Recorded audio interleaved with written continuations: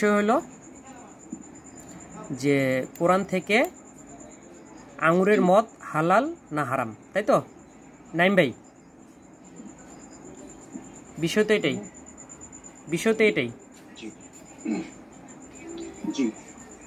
মানে নাইম ভাইকে বলতেছে। নাইম ভাই আচ্ছা, কোন টপিক নিয়ে আলোচনা করব? এটা কি নির্দিষ্ট নাকি অন্য কোন টপিক আছে? না, এটাই আজকে। নাইম ভাই কি বলেন? হ্যাঁ, এটা নিয়ে কথা বলি। হ্যাঁ, পরের দিন দেখা যায়, পরে আস্তে আস্তে আমরা অন্য টপিক নিলাম আরো। আচ্ছা, আপনারা কথা বলেন, আমি মিউট থাকবো, ঠিক আছে? আর সময়টা যদি আপনারা একজন আরেকজনকে দেখা যায় 3 মিনিট তো আসলে জাস্ট এটা তো আসলে জাস্ট ডিবেট না, সবাই তো আলোচনা করি, আলোচনা মানে আলোচনা করেন, সমস্যা নেই। আমি জাস্ট শুধু শুনবো, মাঝে মাঝে হয়তো বলবো বা আমি হয়তো কিছু পয়েন্ট বলতে পারি। জাস্ট এটা ডিবেট না, জাস্ট প্রাথমিকভাবে দুইভাবেই হয় না। জাস্ট প্রথম দিন হয়তো একটু আমরা একটু কথা বলে দেখলাম যে কি কি আসলে, তারপর হয়তো একটা ডিবেট আলোচনা হয়ে যাবে। আচ্ছা, ঠিক আছে, আপনার কথাগুলো শুরু করেন। আমরা এই দুইজনেই? হ্যাঁ, আপনার দুজন কথাগুলো শুরু করেন, আমি আসি, আমি শুনতেছি। আমি ডকুমেন্টগুলা গ্রুপে দিচ্ছি, মানে ওনার যে দলিল, আপনার দলিল হচ্ছে সূরা নাহালের 67 নম্বর আয়াত, তাই তো? 1667। হ্যাঁ, 1667। আচ্ছা, গ্রুপে দিচ্ছি আমি আয়াতগুলো, আমাকে বললে আমি দিয়ে দিব যখন যেটা লাগে। আচ্ছা, হ্যাঁ, নাইম ভাই আপনার দাবি পেশ করেন, ওনার দাবি যেহেতু উনি আগে পেশ করুক। আমার দাবি হচ্ছে, কোরআন অনুযায়ী আঙুরের যে সুকারা, যে নেশাজাতীয় দ্রব্য মদ, এটি জায়েজ।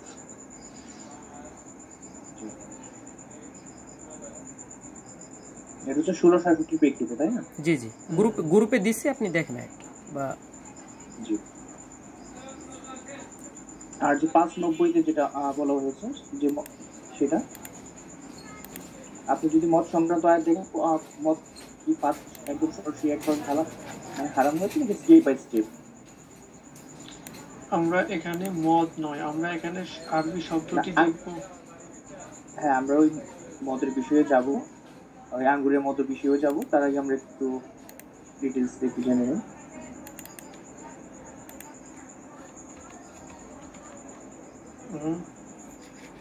আমরা একটু আস্তে আস্তে এই বিষয়গুলো একটু জেনে নিই।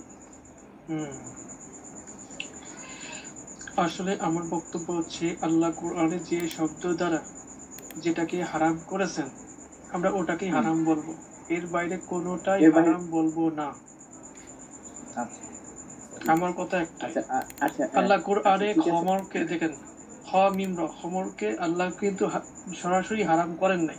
এটাকে বলেছেন জঘন্য পাপ, জঘন্য অন্যায়, শয়তানের কাজ, কিন্তু আল্লাহ কোরআনে কোথাও খমরকেও হারাম করেন নাই।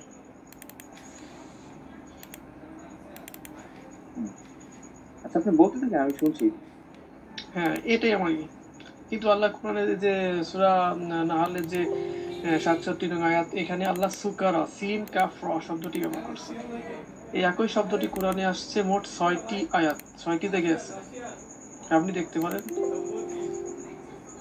একটি জায়গায় কিন্তু আল্লাহ এই সাকারাকে হারাম করেন নাই। খালি এক জায়গায় বলা হয়েছে যে তোমরা সাকার অবস্থায় সালাতের ধারে কাছে যেও না, সালাতে যেতে নিষেধ করছে, কিন্তু এটা হচ্ছে 4:43 বলা হয়েছে, এটা মানে নিসা 43 সূরা হজ। 43। জি না, আপনি আপনার কথা বলতে থাকেন, হয়তো তারপর আমি হয়তো না, আমার কথা তো বলা হয়েছে, আমার টপিক এটাই যে আল্লাহ খমরকে শয়তানের কাজ বলেছেন, জঘন্যতম পাপ করেছেন, কিন্তু আল্লাহ কোরআনে কোথাও সাকারাকে হারাম করেন নাই। এখন কথা হচ্ছে যে এর বাইরে আর কোনো কিছু, তাহলে আর মানে আল্লাহ যেটা সরাসরি হারাম করেছে, এর বাইরে যদি না থাকে, মানে আল্লাহ যদি হারাম না করেছে, এর বাইরে কোনো হালাল কিংবা হারাম নেই, তাই তো? না, ঠিক আছে। তো আমি, এটা হচ্ছে টপিক ছাড়া একটা আলোচনা। কোরআন থেকে যদি আমাকে একটা দর্শন আয়াত দেখাতে পারবেন? দর্শন, হ্যাঁ, এটা তো আছে। দর্শন আয়াত যদি আমি সবচেয়ে খুশি হবো। অবশ্যই এখানে 4, 15, 25 কিংবা 24, 2 এইসব আয়াত কিন্তু এটা হচ্ছে জিনা, ব্যভিচার, অশ্লীলতা। হ্যাঁ, আমি আপনাকে মনে করেন যে একদম উদাহরণ সহ দেখিয়ে দেব যে মানে ধর্ষণ আয়াতটা একটু দেখেন আমাকে, যে জিনা জিনিসটা কি, এই জিনিসটা কিসের সাথে রিলেটেড। আচ্ছা, এটা আমাকে একটু দেখান তাহলে। যদি দেখাই, আপনাকে এই শব্দটি বুঝতে হলে দেখতে হবে যে এই শব্দটি কোরআনে মোট কত জায়গায় আছে। আচ্ছা, আপনি দেখেন কোন সমস্যা। এটা আপনাকে যদি বুঝতে হবে, এইটার 3টে রূপ আছে। এক হচ্ছে জানুন, জিনা, আরেকটা আছে অজনা, আরেকটা আছে হাজনা। এখন হাজনা অর্থ কি? হাজনা অর্থ কি বলেন তো? আপনি শেষ করতে থাকেন, আমি জাস্ট আপনি বলতে থাকেন। তার আগে আমি বলে নেই, জেনা সেটা হচ্ছে দুইজন, আমাকে শেষ করতে দেন। কোরআনে যত জায়গায় জেনার শব্দটা আসছে, এটা হচ্ছে সেখানে সম্মতিক্রমে, সেটা উভয় পক্ষের সম্মতিক্রমে, যেটা হচ্ছে জেনা। কিন্তু ধর্ষণ সেটা হচ্ছে উভয় পক্ষের সম্মতি না। আমি একটা কথা বলি, আল্লাহ কোরআনে কিন্তু কোথাও ওটা বলতে একপাক্ষিক সম্মতি। আপনি যদি জিনার আয়াতগুলো দেখেন, আপনি যদি দেখেন জিনার বিষয়ে, আপনি 4:15 দেখতে পারেন কিংবা 4:25 দেখতে পারেন। 4:15 মানে নিসা 15 কি আর 25, এখানে কিন্তু একটা আল্লাহ তাআলা একটা বলে দিল যে জিনা করলে কি করা হবে, কি শাস্তি দেওয়া হবে, ব্যর্থঘাত নাকি রজব নাকি। আর ধর্ষণের টোটাল কিন্তু আলাদা। ধর্ষণ হচ্ছে একপাক্ষিক সম্মতি। ধর্ষণ কখনো দুই জনের সম্মতি, সেটা কখনো ধর্ষণ হয় না। আমি বলি এই জিনিসটা বুঝতে হলে আপনাকে কোরআন নিয়ে একটু রিসার্চ করতে হবে। আচ্ছা, আপনি বলেন আমাকে, প্রশ্ন করতে হবে, জানি না। আচ্ছা, আপনার সেটা বলেন, এটা কি হবে আসলে। তাহলে শুনেন, 4:15 আছে, এখানে কিন্তু সরাসরি ব্যভিচারের কথা বলা আছে। 4:25 যদি আপনি খেয়াল করেন, সেখানে ওই ব্যভিচার ছিল। 24:2 যদি আপনি খেয়াল করেন, সেখানে ওই ব্যভিচারের শাস্তি কি হবে না হবে, এই সামথিং এগুলো। কিন্তু সরাসরি কিন্তু কোথাও ধর্ষণ কথাটা নাই, ধর্ষণের উল্লেখ নেই। ধর্ষণ যারা করে তার মানে কি ধর্ষণ হালাল? যেহেতু আল্লাহ এটা হারাম করেনি, তার মানে কি এটা হালাল? আমি একটা কথা বলি, আমরা যখন ওটা করব তখন দেখতে হবে যে যার সাথে করতেছে সে কি কষ্ট পাচ্ছে না দুঃখ পাচ্ছে। আচ্ছা, হ্যাঁ, সে সুখ পাচ্ছে। আমি আমার গার্লফ্রেন্ডের সাথে হোক কিংবা অন্য একজনের সাথে, একটা মহিলাকে আমি জোর করে করলাম, সেটাতে একটা ফিল পাইলো না। জোর আমি বলি এখানে জোর করলে কিন্তু এখানে ব্যভিচারটা আসবে। কেন জোর করলে ব্যভিচার আসবে কেন? ব্যভিচার তো সম্মতিক্রমে, কারণ তার সম্মতি, তার ইচ্ছার বিরুদ্ধে আপনি কাজ করতে পারবেন না। তাহলে তার কষ্ট দেওয়া হবে, দুঃখ দেওয়া হবে। কষ্ট দুঃখ এটা জিনার অন্তর্ভুক্ত। কষ্ট দুঃখ জিনার অন্তর্ভুক্ত? কি বলেন ভাই? কষ্ট দুঃখ জিনার অন্তর্ভুক্ত হয় কি করে? রাসূল তো হাজনা অর্থ পাইছে। আচ্ছা, রাসূল তো তার বহু তার জীবনে সে কষ্ট পাইছে, দুঃখ পাইছে, এগুলো কি সব জিনার অন্তর্ভুক্ত? আমি বলি যদি আমার দ্বারা কাউ যদি কষ্ট পায়, কষ্ট পাওয়া, যেমন ওজনে কম দেওয়া, এগুলো হচ্ছে আপনার আমি বলি 2:63 দেখেন, সেখানে তুই যে কষ্ট পাওয়ার একটা বিষয়, তার মানে কি সেটা হচ্ছে ওইখানে কি জিনা ব্যবচার করেছে? কিংবা আরো যদি আপনি সংক্ষেপে দেখতে চান, যে বহু জায়গায় এরকম কষ্ট দুঃখ দিও না, মুক্তি কষ্ট দিও না, এগুলার তো না, ওটাও আসবে না। আমরা শব্দ দেখবো, আমরা আরবি শব্দগুলো দেখবো, বুঝছেন? তাও তো আপনি যদি আরামের 17 দেখেন, সেখানে তো আল্লাহ আমাকে কষ্ট দিচ্ছে, তার মানে কি আল্লাহ আমাদের সাথে জিনা করছে? 1 মিনিট 17 যদি দেখেন, আমি কিন্তু আপনার 3টা রূপ বলেছি। এক হচ্ছে জানুন, আরটা হচ্ছে অজনা, আরটা হচ্ছে হাজানুন।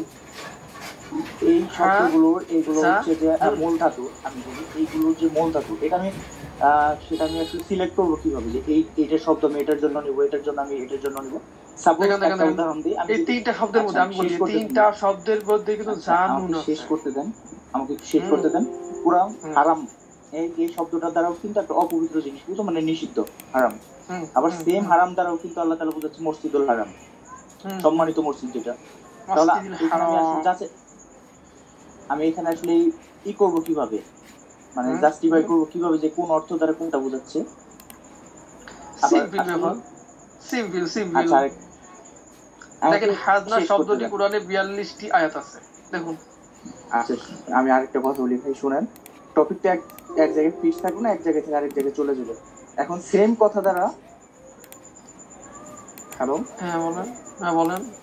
আচ্ছা হ্যাঁ, এর জন্য আবার আপনাকে দেখতে হবে যে আরেকটা আয়াত দেখতে হবে। উনি সূরা মারইয়ামের যদি আপনি দেখেন, সূরা মারইয়ামের 1 থেকে 19 নম্বর আয়াত এই পর্যন্ত যদি পড়েন, এখানে সেম শব্দ এখানে একটা আয়াত দেখতে পাবেন, সেটা হচ্ছে যে ওই জাকারিয়া। তো আমার কথা শোনা যাচ্ছে?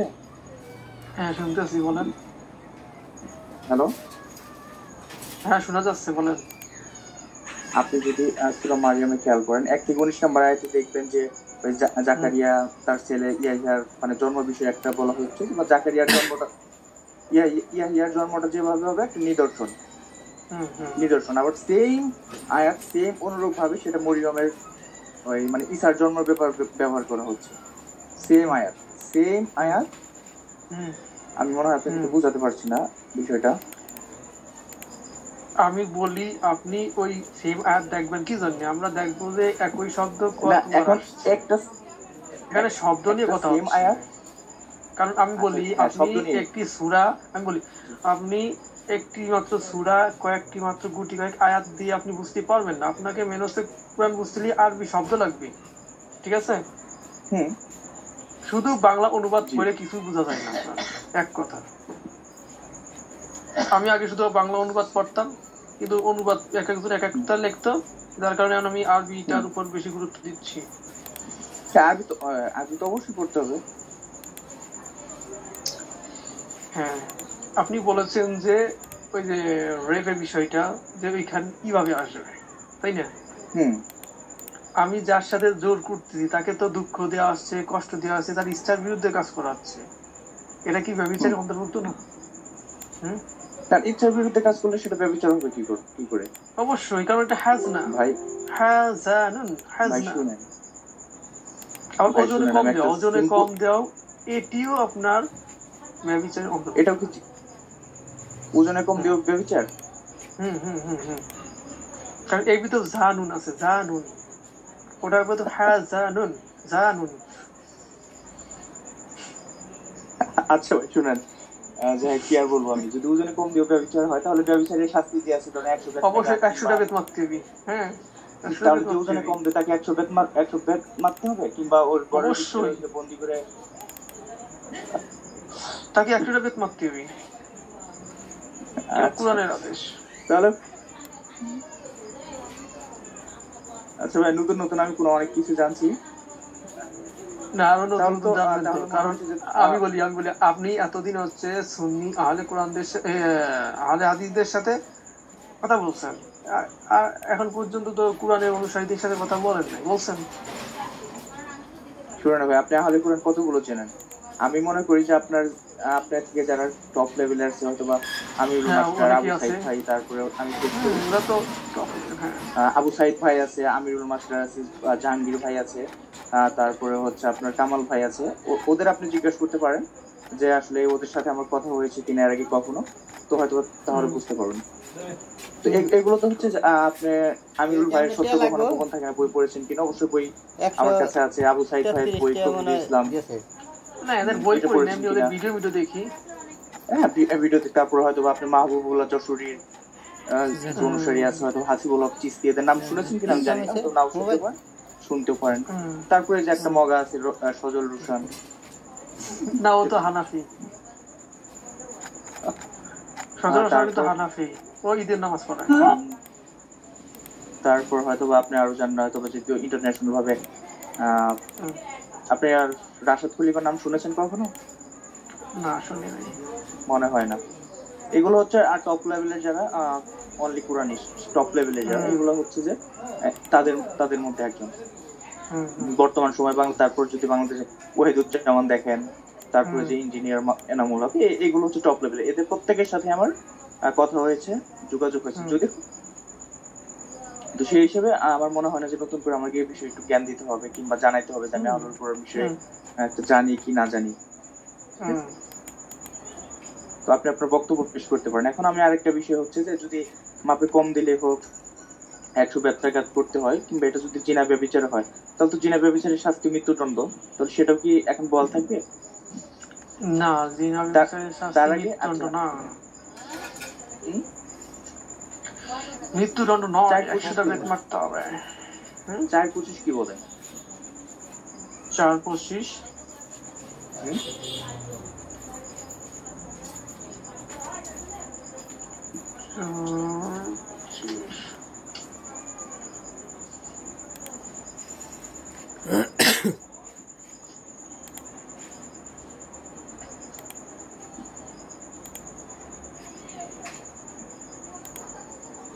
এখানে তো একটা জিনা ব্যভিচারের শাস্তির কথা বলা হয়েছে, তাই না?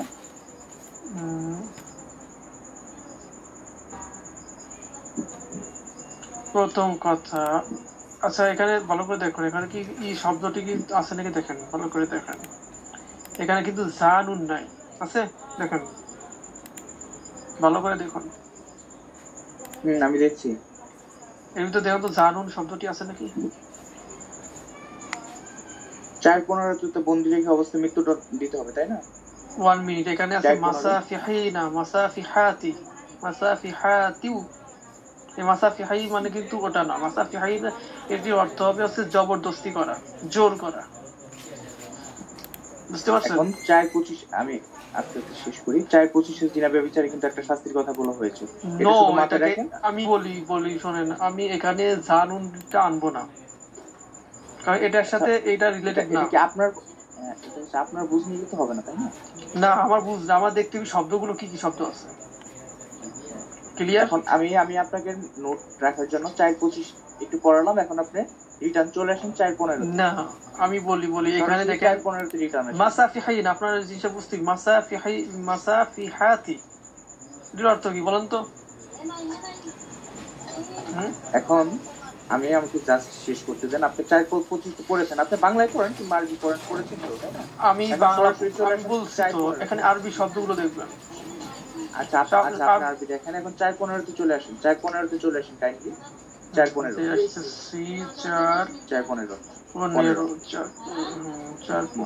এখানে দেখেন যে জিনা ব্যভিচারের শাস্তিটা কি, সম্পূর্ণ পড়েন, সম্পূর্ণ একটা বাংলা অনুবাদ করতে পারেন। এটাও আমি এটা নিব না, কারণ এর ভিতর জানুন শব্দটি নাই। আচ্ছা 4:15 কি আপনার মতে কি অনুবাদ হবে? 4:15 অনুবাদটা আমাকে গ্রুপে একটু দেন। 4:15 একদম একুরেট অনুবাদ যেটা।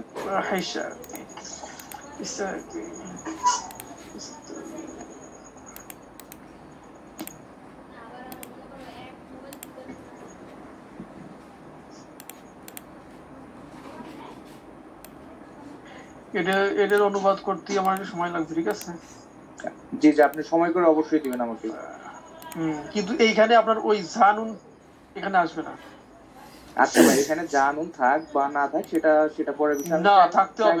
আমি বলি আপনি আপনার যে শব্দটি ব্যবহার করছেন ওই শব্দটি থাকতেই হবে, নাহলে এটা কোরআনের নামে অবমাননা হবে।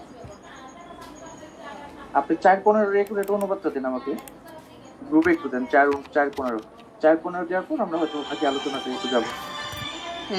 এই আয়াত নিয়ে রিসার্চ হয়নি, বুঝছেন, দেখতে হবে। আচ্ছা আমি ধরেন যে আমার হিসাব বাদ দেন, আপনি তো জানেন আপনি তো একুরেট হয়তো পুরানা অনুবাদ করেছেন, সেটা আমাকে 5,000 টাকা পাইছি, বলে নিয়ে যেতে পারেন। 4:15 না আজকে আর হবে না, হইলে তো দিয়ে যেত। এটাই আছে, কালকে পাবো। আমি পড়ি নাই, তাও 5টার পরে। এখন হ্যাঁ 4:15 যদি আমরা একটা সামারি করি তাহলে এটা হচ্ছে যে জিনা ব্যভিচারের যে শাস্তি সেটা হচ্ছে গোরামুদ্রের মৃত্যুদণ্ড। নো এটাকে আমরা ওই জানুনটা আছে আর আধা ঘন্টা এখানে জানুন 11:30 আচ্ছা আপনি আনেন দেখি, ঠিক আছে কি অনুবাদ করেন আমি সেটা দেখবো। তারপর আপনি একটু আগে বললেন যে মাপে কম দেওয়া নাকি জিনা ব্যভিচারের অন্তর্ভুক্ত, তাদের শাস্তিটা আসলে কি হয়? এখানে দেখেন, এখানে ফাহিশা শব্দটির অর্থ ব্যভিচার করছে, কিন্তু ফাহিশা শব্দটির অর্থ ব্যভিচারই নয়। আপনি অনুবাদটা একটু দিলে আমার খুশি সুবিধা হতো আলোচনায়। কারণ ফাহিশা শব্দটির অর্থ অনেক ব্যাপক, নিকৃষ্ট, নির্মম, একদম জঘন্য, ঠিক আছে? আপনার ফাহিশা শব্দটি আপনারা শুধুমাত্র অশ্লীল ক্ষেত্রে ব্যবহৃত করেন, কিন্তু অশ্লীল অনেক অর্থ, ব্যাপক অর্থ। আমি হ্যাঁ সেটা আচ্ছা পড়াশোনা একটু অনুবাদটা আমাকে দেন। অবশ্যই আপনার শুধুমাত্র ফাহিশা শব্দটির অর্থটা আমি বের করতেছি। ফাহিশা শব্দটির অর্থ কি কি হয়?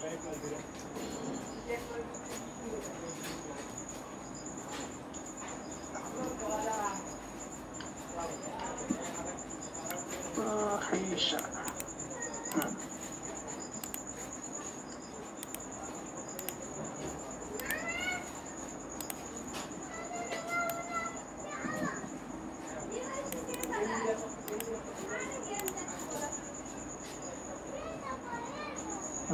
পাইছি।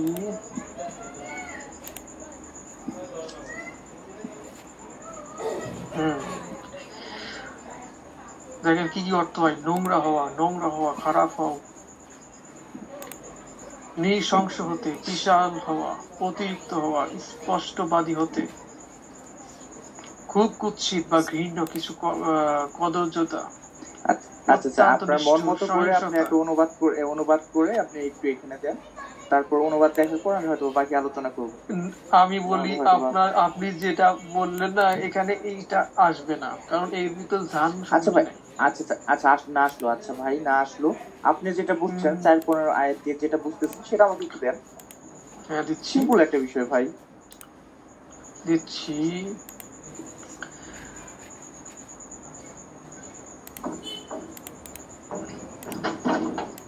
কোথায় দেবো আপনার? গ্রুপে দেন, ওই যে একটা গ্রুপে যেখানে ওই কথা হচ্ছে। আচ্ছা ঠিক আছে, এখানেই দিচ্ছি।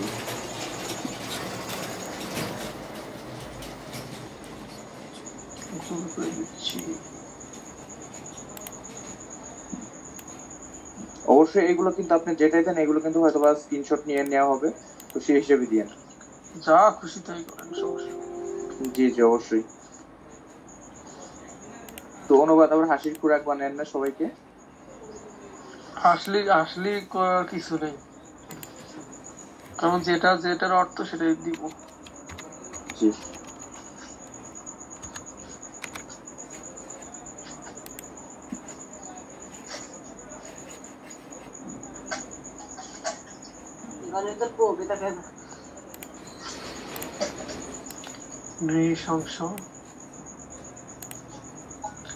নৃশংস,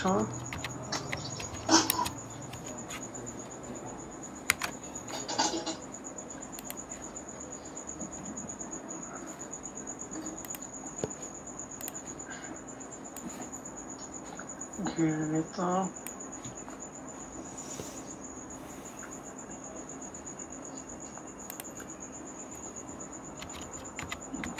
জঘন্য,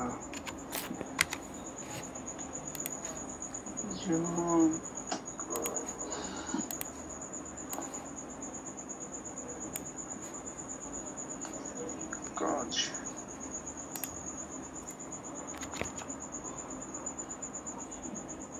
দেখুন দিয়েছি।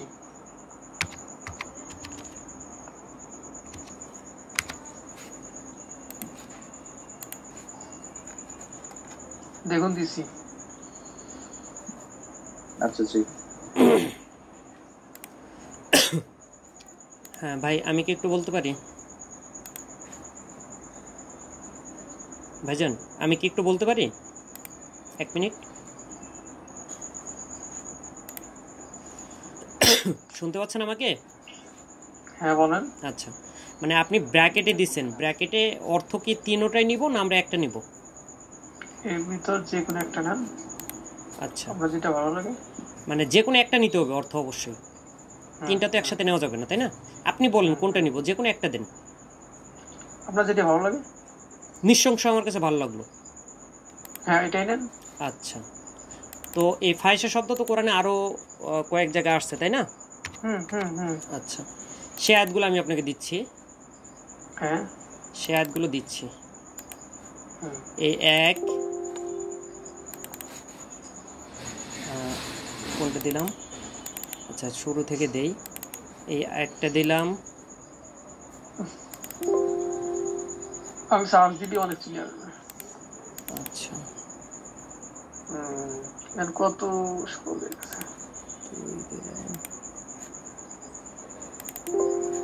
আচ্ছা, এই তাহলে লূত আলাইহিস সালামের বিষয়ে যে আয়াতগুলো আসছে, হ্যাঁ, ওনার সাথে জড়িত, এই আয়াতগুলো কি অনুবাদ করবেন?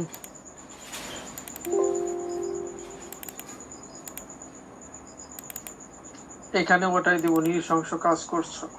হ্যাঁ, সেটা কি নৃশংস কাজ করছো? লূত আলাইহিস সালাম যে ওনার মেয়েদেরকে সম্পর্কে বললো যে তোমরা আমার মেয়েরা আছে, হ্যাঁ, যে আমরা মেয়েরা, তোমরা আয়াতটা দিচ্ছি আমি, তাহলে ওইখানে কি নৃশংস? ওনার মেয়েদেরকে, আচ্ছা আয়াতটা দিই আমি, কি নৃশংস কাজের জন্য তার মেয়েদেরকে উনি ই করছিল আর কি। সূরা হুদের সম্ভবত আয়াতটা, সূরা হুদের, আচ্ছা এটা হলো সূরা আরাফে। তোমরা কামেচ্ছা পূরণের জন্য নারীদেরকে ছেড়ে পুরুষের কাছে গিয়ে থাকো, বরং তোমরা এক সীমা লঙ্ঘনকারী সম্প্রদায়। তো এটা তো লূত আলাইহিস সালামের সাথে জড়িত, ওই বিষয়ে নিয়ে আসছে, তাই তো, ওনার কওমের বিষয়। তো এখানে কি বলা হচ্ছে? তোমরা কামেচ্ছা পূরণের জন্য নারীদেরকে ছেড়ে পুরুষদের কাছে গিয়ে থাকো। তারা এই ফাহেসা শব্দের অর্থ এখানে হলো সমকামিতা। ফাহেসা শব্দের অর্থ সমকামিতা। সূরা আরাফের 81 নম্বর আয়াতটা দেখেন আপনি, হ্যাঁ, তো এখানে তো সমকামিতা আসতেছে। এটাও মনে করেন যে সরাসরি ভাবে বলা যাবে না, ঠিক আছে? তো এখানে তো আল্লাহ বলে দিল যে কামেচ্ছা, না ধরে নেব না, এখানে আয়াতে বলা হচ্ছে তোমরা কামেচ্ছা পূরণের জন্য নারীদেরকে ছেড়ে পুরুষের কাছে গিয়ে থাকো, বরং তোমরা এক সীমালঙ্ঘনকারী সম্প্রদায়। তো এই নারীদেরকে ছেড়ে পুরুষদের কাছে যাওয়া হচ্ছে, এটা তো সমকামিতা। এটা একমত আপনি? এটা একমত যে না আরো অন্য কাজ তো করতে পারবে, তাই না? কামেচ্ছা, এখানে আপনি আয়াত অনুবাদটা করেন, আরবি আয়াতটা অনুবাদ করেন। আমি করতেছি, আমি বের করতেছি। 781 চলে যান, 781 যান।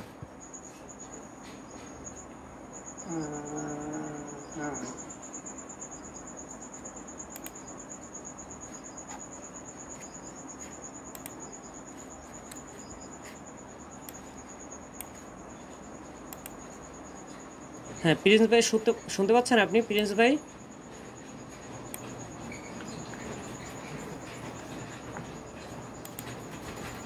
প্রিন্স ভাই কি আছেন এখানে?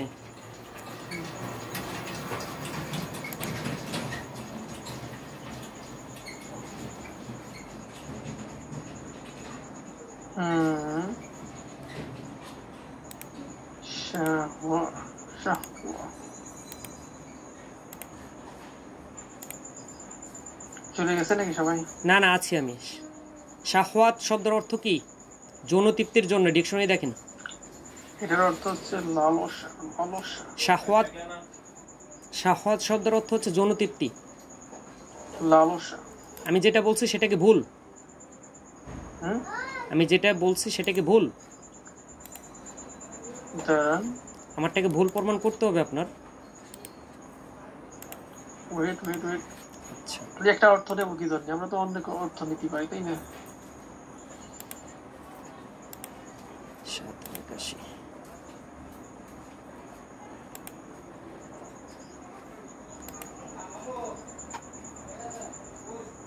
প্রিন্স ভাই কি শুনতে পাচ্ছেন?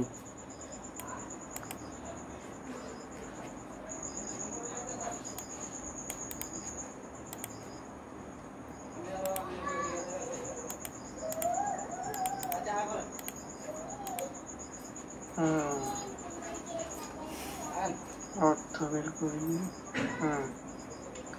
তীব্র আকাঙ্ক্ষা সম্পর্কিত। আচ্ছা, ইচ্ছা আকাঙ্ক্ষা, দাঁড়ান আপনার অর্থগুলো দিচ্ছি। ক্ষুধা, ইচ্ছা, আকাঙ্ক্ষা, ক্ষুধা ইচ্ছা, ক্ষুধা আকুলতা, লালসা, ইচ্ছা প্রবণতা।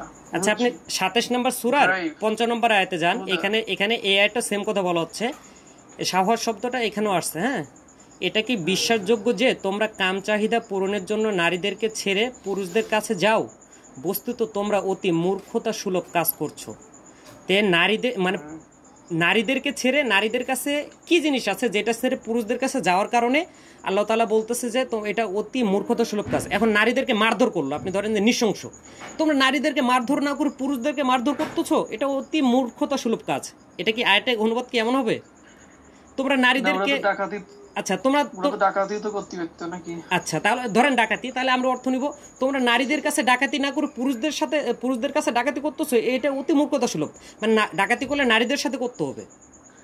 আচ্ছা চুরি অর্থ নেই, তোমরা নারীদের ঘরে চুরি না করে পুরুষদের ঘরে চুরি করতেছো, এটা অতি মূর্খতা সুলভ। আর কি নিব অর্থ? তোমরা নারীদেরকে গালি না দিয়ে পুরুষদেরকে গালি দিচ্ছ, এটা অতি মূর্খতা সুলভ। কি অর্থ নেওয়া যায়?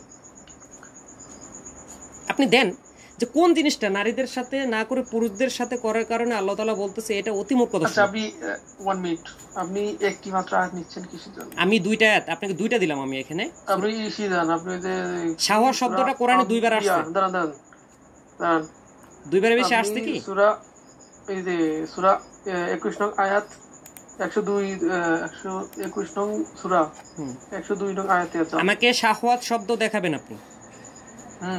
ওইখানে যান। কত 21-এর 21 102 ওইখানে কি শাহওয়াত শব্দ আসছে?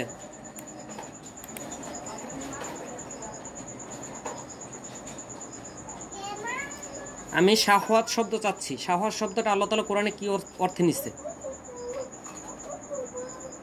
21-এর 102 শাহওয়াত শব্দ নাই, দুইবার আসছে কোরআনে। দেখেন আপনি এই শব্দটা কোরআনে দুইবার আসছে। তাদের মন বাসনা, এর শাহওয়াত নাই, বাট না আমি শাহওয়াত শব্দ চাচ্ছি। শাহওয়াত শব্দটা আপনি আমাকে দেন, আপনি আমাকে একটা একটা অর্থ দেন, আমি একটা একটা করে দিচ্ছি। যে তোমরা নারীদের ঘরে চুরি না করে পুরুষদের ঘরে চুরি করতেছো, এটা অতি মূর্খতা সুলভ। তোমরা নারীদেরকে গালি না দিয়ে পুরুষদেরকে গালি দিচ্ছ, এটা অতি মূর্খতা সুলভ। তোমরা নারীদের ঘরে ডাকাতি না করে পুরুষদের ঘরে ডাকাতি করতেছো, এটা অতি মূর্খতা সুলভ। তোমরা নারীদেরকে গালি না দিয়ে পুরুষদেরকে গালি দিচ্ছ, এটা অতি মূর্খতা সুলভ। কোন অর্থ নিব আমি? মানে এমন কি কাজ যেটা নারীদের কাছে না করে পুরুষদের কাছে করার কারণে আল্লাহ তাআলা গালি দিচ্ছে, মানে আল্লাহ মূর্খ বলতেছে ওই কাজটা নারীদের সাথে করা উচিত? আপনি বলতে পারবেন না যে ওই কাজটা নারীদের সাথে করা উচিত না, কারণ আল্লাহ বলতেছে মানে এই কাজটা নারীদের কাছে না করে পুরুষদের কাছে করতেছো, এটা অতি মূর্খতা সুলভ, তাই না? তার মানে নারীদের সাথে সেই কাজটা করা যাবে। এমন কি কাজ যেটা নারীদের সাথে করা যাবে পুরুষদের সাথে করা যাবে না? এমন কি কাজ সেটাই তো হাইড রয়েছে। হ্যাঁ হ্যাঁ হ্যাঁ, আমরা এখানে শিখতেছি, ঠিক আছে? আমিও শিখতেছি। আচ্ছা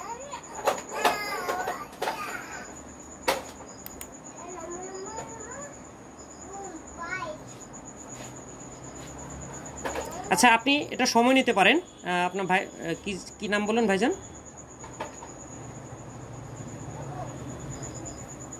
দেখা যায় জানার কমতি থাকতে পারে, তাই না?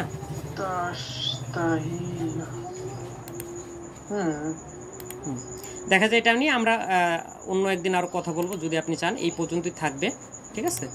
আপনাকে যদি বিরক্ত না করি। আর আমি শাহওয়াত শব্দ নিয়ে আমরা যদি চান পরবর্তী, আর যদি বলেন যে এখানে কিন্তু অনেকগুলো অর্থ আছে। আমি কোরআন থেকে অর্থ দিচ্ছি আপনাকে যে আল্লাহ তাআলা বলতেছে এই কাজটা নারীদের কাছে না করে পুরুষদের কাছে যাও। হ্যাঁ, তোমরা নারীদের কাছে না যা পুরুষদের কাছে যাচ্ছ, এটা অতি মূর্খতা সুলভ।